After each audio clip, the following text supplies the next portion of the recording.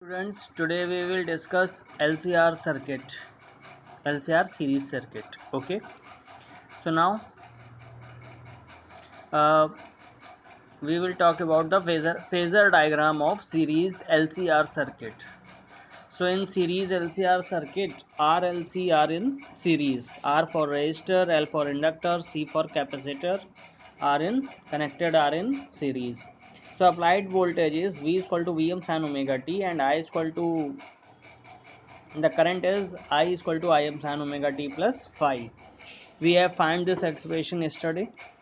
Okay, voltage across capacitor is Vc, voltage across resistor is Vr, and voltage across inductor is Vl. And Vl is equal to Im into XL, Vr is equal to Im into R, and Vc is equal to Im into Xc. Source voltage is V. Okay, so now we know that the phasor diagram for R is voltage and current are in same phase. Okay, so they will overlap to each other. For this is the phasor diagram for R. I have made separately for each case because when we combine it you may get the clear idea about it. And for L I lags voltage by pi by 2.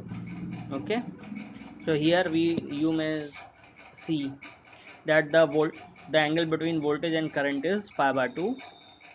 Okay, I is lagging behind the voltage pi by 2. And for capacitor, Im leads Vc by pi by 2. तो यहाँ पे क्या होगा, यहाँ पे जो Im है वो लीड कर रही है Vc से पाई बाई 2. तो यहाँ पे ये तीनों डायग्राम को कंबाइन कर दिया गया है इस वाले में. ठीक है, तो इसमें देखिए ये जो डायग्राम बनेगा इसमें एक तो वही आपका रेजिस्टेंस वाला डायग्राम है, ये वाला, ये रेजिस्टेंस का डायग्राम है, ये आई और वीएल का डायग्राम है. ठीक है, मतलब आई जो है लैग कर रही है इसमें वीएल से पाई बाई 2, और इस वाले में जो आई है वो लीड कर रही है वीसी से पाई बाई 2. ठीक है, तो आई जो है वीसी से लीड कर रही है पाई बाई 2. ये क्या है, ये बेसिकली एक सीधी लाइन है. ठीक है, ये एक बिल्कुल इक्वल लाइन है. तो V L and V C are in the same line and act in opposite direction, and V C plus V L plus V R is equal to V, and V C and V R opposite to each other and along the same line. इनका resultant find करना है. तो देखो same line में है V C and V L, तो उनका resultant जो है या तो V C minus V L होगा, अगर वी सी बड़ा होगा तो V C minus V L हो जाएगा, अगर वी एल बड़ा होगा तो V L minus V C हो जाएगा. ठीक है, इस केस में हम V C minus V L assume कर रहे हैं रिजल्टेंट. ठीक है, तो ये वी आर और आई का तो डायग्राम एज इट इज़, ये एज इट इज़ है, और ये आपका क्या है V C minus V L. अब इनका वेक्टरली एडिशन कर देंगे तो इनका जो रिजल्टेंट है वो आपके V का इक्वलेंट है, यानी कि सोर्स वोल्टेज जो भी है. ठीक है, तो ये आपका आ गया, क्योंकि आपको पता ही VC प्लस VL प्लस,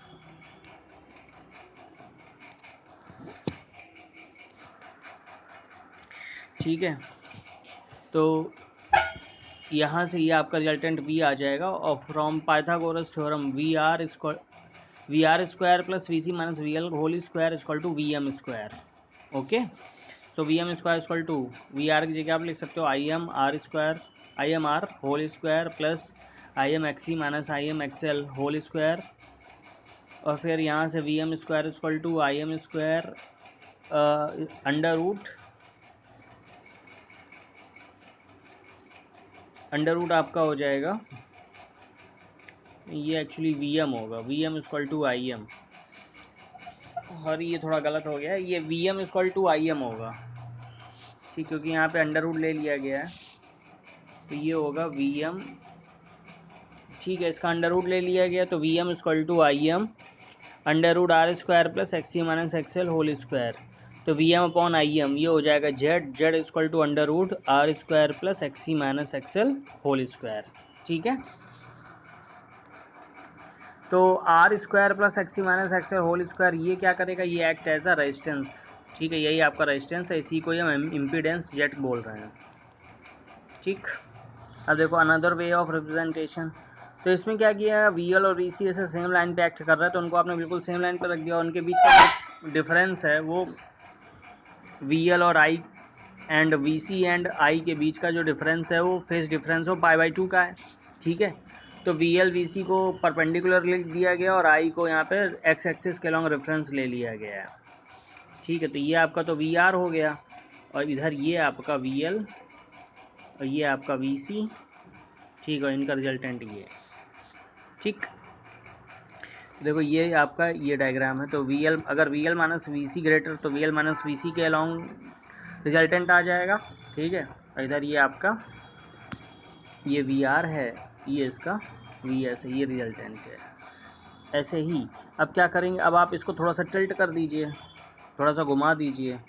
ठीक है, तो यही आपका VL और VC जो है इस तरीके से, जो डायग्राम 1 और 2 को आप देखिए आप क्या कर रहे हैं, हल्का सा टिल्ट कर रहे हैं।